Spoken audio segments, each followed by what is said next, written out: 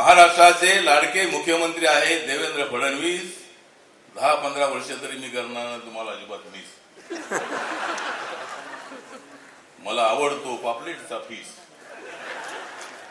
मला आवडतो पापलेटचा फीस आणि मुख्यमंत्र्यांना करतो मी विश. दुसरा माझा प्रश्न आहे, म्हणजे उद्धव ठाकरे आणि आपण आणि मी, आपण सगळे तिघे मित्र आहोत.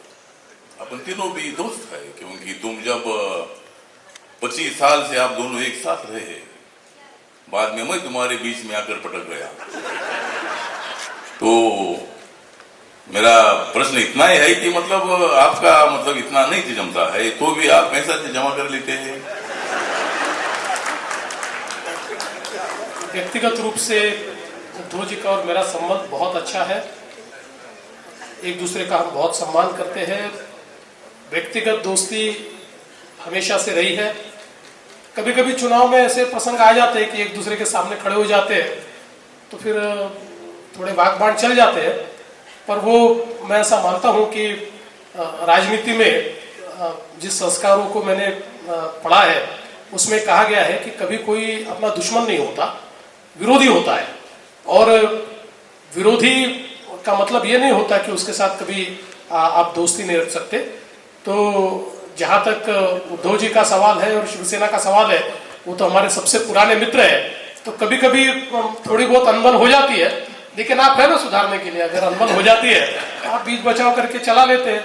2.5 साल हो रहे हैं अभी. आप मुख्यमंत्री बनकर 2.5 साल हो रहे हैं. मुझे मंत्री बनकर, राज्य मंत्री बनकर मुझे 9 महीने हो गए हैं.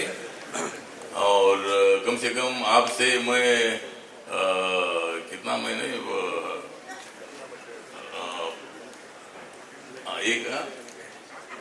हाँ 1 साल 9 महीने में आपके पीछे हूँ.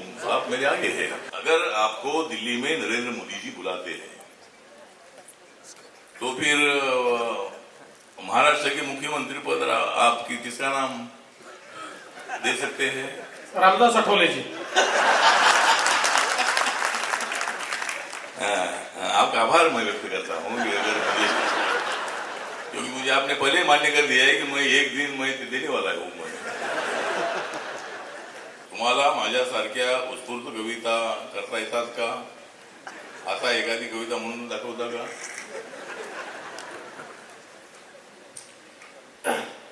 तुमच्यासारखं उत्स्फूर्त कविता तर येत नाही, पण कधी कधी आपल्या मी पण एखादी कविता म्हणू शकतो. थोडं थोडं करा माझ्यासारखं. तुमच्यासारखं म्हणायचं झालं तर असं म्हणता येईल की तुम्हीच आहात श्रेष्ठ कवी, इथे आहे सगळ्यांचं एकमत. तुम्हीच आहात श्रेष्ठ कवी, इथे आहे सर्वांचं एकमत. एवढे आहेत लोक आणि साक्षीला आहे लोकमत. एक रामदासजी तुमच्याकरता एक खास कविता की तुम्ही म्हणता माझ्या कवितेला अर्थ नसतो, नसेना का अर्थ अनर्थत असतो. तुम्ही म्हणता माझ्या कवितेला अर्थ नसतो, नसेना का अर्थ अनर्थत असतो. अरे तुम्ही काय कविता कराल, अरे तुम्ही काय कविता कराल. पण आणि किंवा परंतु अशा अर्थपूर्ण शब्दाचा निरर्थक शाब्दिक गुंता म्हणजे कविता नव्हे. पण आणि किंवा परंतु अशा अर्थपूर्ण शब्दांचा निरर्थक शाब्दिक गुंता म्हणजे कविता नव्हे. कविता म्हणजे कशी मनाला छेदून गेली पाहिजे, हृदयाला भेदून गेली पाहिजे आणि डोक्याच्या वरून गेली पाहिजे. राजकारणात कधी कधी थापा माराव्या लागतात. राजकारणात कधी कधी थापा माराव्या लागतात. पण अमृता फडणवीस यांच्या पुढे मारलेली पण न पसरेली एखादी थाप कोणती ते सांगू शकाल का? बघा, बायको पुढे मारलेली थाप ही कधीच पचत नसते.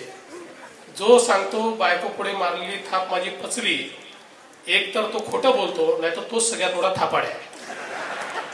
म्हणजे गोष्ट खरी आहे की जर आपण बायकोला मारली थाप तर लगेच देऊन टाकते ते आपल्याला शाप, मग आपल्याला लागते थाप.